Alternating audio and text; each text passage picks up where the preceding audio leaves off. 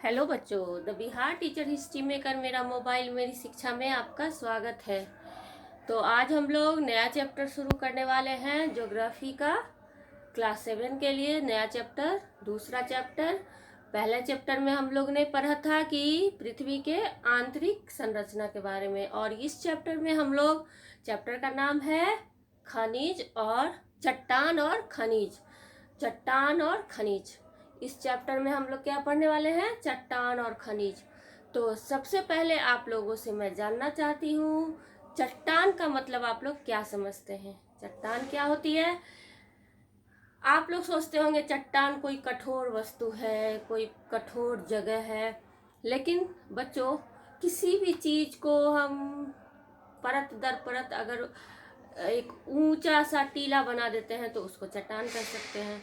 तो चट्टान क्या है, चट्टान कितने प्रकार के होते हैं, और खनिज क्या है, खनिज कितने प्रकार के होते हैं, और चट्टान और खनिज में क्या संबंध है, सारी चीज़ों को लेकर मैं आपके सामने उपस्थित हुई हूँ। तो थोड़ा छोटा छोटा वीडियो बना के मैं आपको पूरा इस चैप्टर में बताने वाली हूँ कि चट्टान और खनिज में क्या संबंध है, चट्टान क्या है, खनिज क्या है।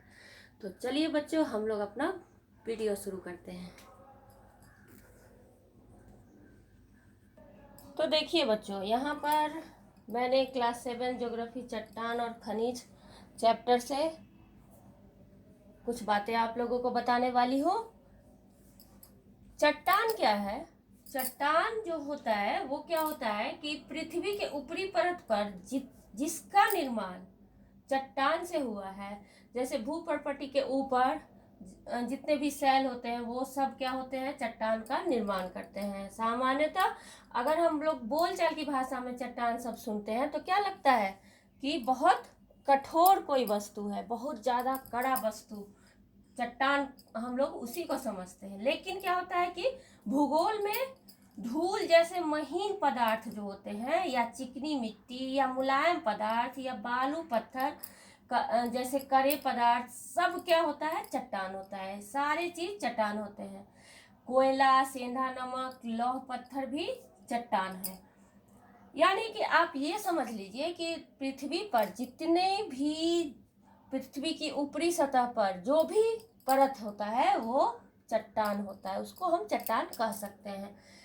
तो अगर हम चट्टान की परिभाषा देखने जाएं तो चट्टान की परिभाषा हम ये लिख सकते हैं कि पृथ्वी की ऊपरी सतह पर जो परतों का निर्माण होता है वह चट्टान है। भूपर्पटी के निर्माणकारी सभी पदार्थ चट्टान के अंतर्गत ही आते हैं। चट्टानों की रचना एक से अधिक खनिजों से होती है। चट्टानों की रचना क्या होती है? बहुत सारे खनिज को मिलकर चट्टान बनते हैं। चट्टानों को तोड़ने से ही क्या होता है? खनिज निकलते हैं, जो हमारे लिए बहुत उपयोगी हैं। तो खनिज भी हम लोग आगे समझेंगे।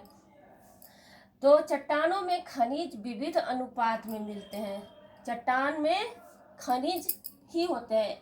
एक तरह से आप ये समझ लीजिए कि एक बड़ा सा कोई ठोस पदार्थ है, जैसे कि बालू, या फिर हम मिट्टी का हम कर लेते हैं, ऐसे गोल बना लेते हैं, मिट्टी को सान के पानी में गोल बना लिए। तो अगर उसको तोड़ा जाए और जब वो मिट्टी सूख जाती है तो वो क्या धूलकण हो जाती है, तो वो धूल जो है वो समझ लेंगे हम लोग क्या है? खनिज है। और वो जब गोल अवस्था में हम लोग उसका निर्माण कर देते हैं, उसको गोला बना देते हैं, ठोस बना देते हैं, तो वो चट्टान है। तो उसी तरह क्या होता है कि चट्टानों को तोड़ने से खनिज बन जाता है। जैसे मिट्टी का गोला को तोड़िएगा तो वो छोटे छोटे कण में बदल जाती है। तो इसी तरह चट्टान और खनिज में संबंध है। चट्टान कितने प्रकार के होते हैं? चट्टान कितने प्रकार के होते हैं हम लोग जानेंगे। चट्टान 3 प्रकार के होते हैं। चट्टान 3 प्रकार के कौन कौन से होते हैं, नाम उसका देख लेते हैं। इसके बहुत डिटेल में हम लोग पढ़ेंगे, अलग अलग सारे चट्टानों के बारे में। बहुत इंटरेस्टिंग इसमें आपको लगेगा, बहुत अच्छा लगेगा कि चट्टान कैसे बनते हैं, तो उसमें बहुत मजा आएगा।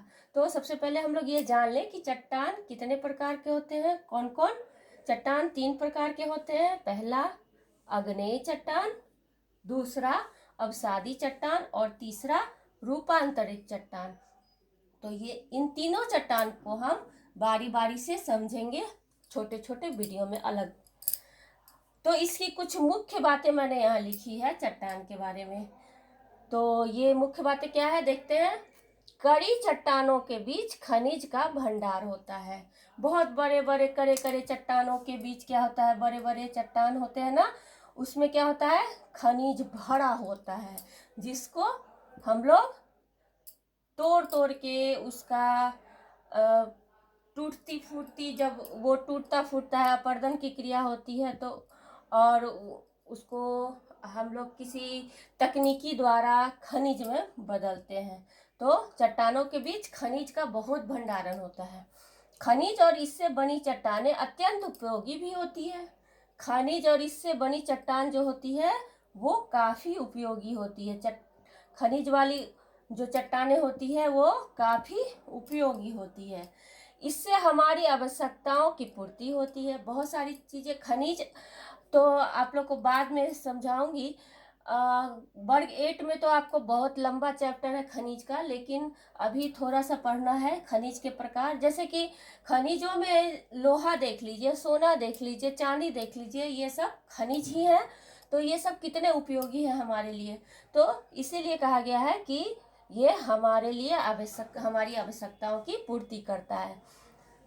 अगला है अपर्दन की क्रिया से चट्टानें टूटती फूटती रहती है।